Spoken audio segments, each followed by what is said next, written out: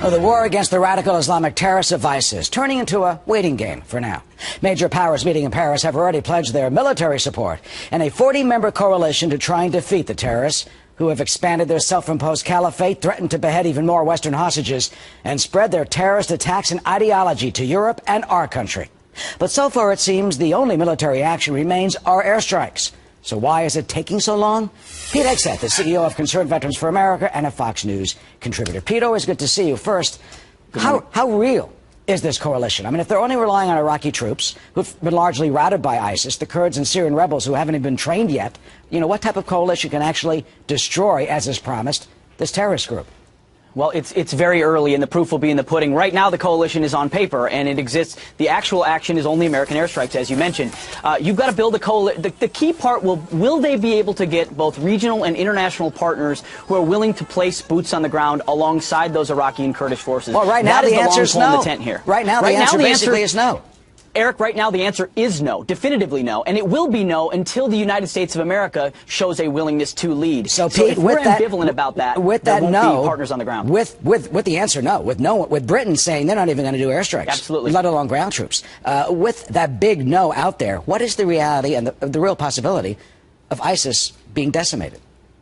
Well, if there are no other ground troops other than Iraqi and Kurdish forces, and we are not willing to go on the ground, it's not a good chance that ISIS is going to be routed anytime soon. Everyone wants to contribute airstrikes and air support. Well, the United States of America has by far the most powerful air force in the world. Of course, we welcome support, but the air part is something we've got that we can control. The issue now is ground troops and forces to stand alongside the Iraqi and Kurdish forces. If there are not some level of Western or regional forces on the ground alongside them, then you will not see advances, because while we're fighting a terrorist army, they will quickly turn into use guerrilla tactics on the ground to draw us into cities, which would make it a prolonged conflict. You're going to need boots on the ground, and the president, if he's serious about this, is going to have to level with the American people. And it's okay, make a differentiation between conventional ground troops and special operators, but there's going to have to be boots. Well, you know, we just heard Rand Paul, the senator, tell Martha just a few moments ago that he thinks the first 10,000 troops should be Iraqi,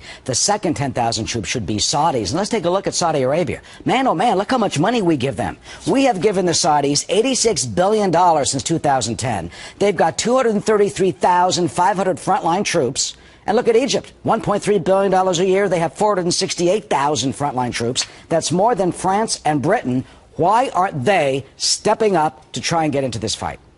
Fantastic point. I think Senator Rand Paul is right on in that point. We should be pushing, prodding, pulling, using every part of our leverage to get Saudi Arabia, to get Jordan, to get Egypt, to get those that receive our aid, to willingness to cough up troops that will be on the ground to create a Sunni army to stand alongside the Iraqis and the Kurds to push them back. The problem is they're looking ambivalently toward American ambivalence and wondering what this coalition is really going to look like and whether or not we're truly committed to fighting ISIS. There's also a lot of internal politics, as you might imagine, inside Saudi Arabia and Egypt. Egypt's been recently burned by the United States. That military doesn't trust us a whole lot. And in Saudi Arabia, you've got undercurrents of radicalism in the House of Saud there. Not the House of Saud necessarily, but in other parameters that are preventing that. And of course, critics point out that they say that the ISIS has been largely funded by Qatar and by elements in Saudi Arabia. Finally, last point. Yes. Saudi, though, to their defense, they have stepped up. They say we're going to give us a base to train maybe 10,000 of the Syrian Free Army rebels. A base.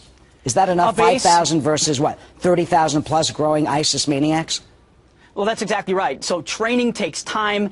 In Saudi Arabia, we're talking 5,000, as you mentioned. The Free Syrian Army right now is a shell. So they were doctors and physicians that the president dismissed just a year ago. Now they're the answer to the problem in Syria. Training them from Saudi Arabia is not going to be enough. This is going to take hardline diplomacy, something this administration has not done very well, that is backed up by the true threat of American leadership and force on the ground. That's what's going to pull the Saudis, the Egyptians in. But right now, it's not good. I mean, right now, they're responding with, we'll be a part of the air campaign, we'll maybe write a check. That's not going to be enough to defeat ISIS. It's welcomed, but this is going to take time, and I think we need to have a little bit of patience with this administration in saying building a coalition of a Sunni ground force that would take the fight to ISIS is the best response. Let's give them the time and the runway to try to build that coalition. Well, they're cobbling together that coalition right now to get a response, and certainly special ops will likely be a part of it. Pete Hegseth, thank you so much for joining us this morning. Thank you, Eric.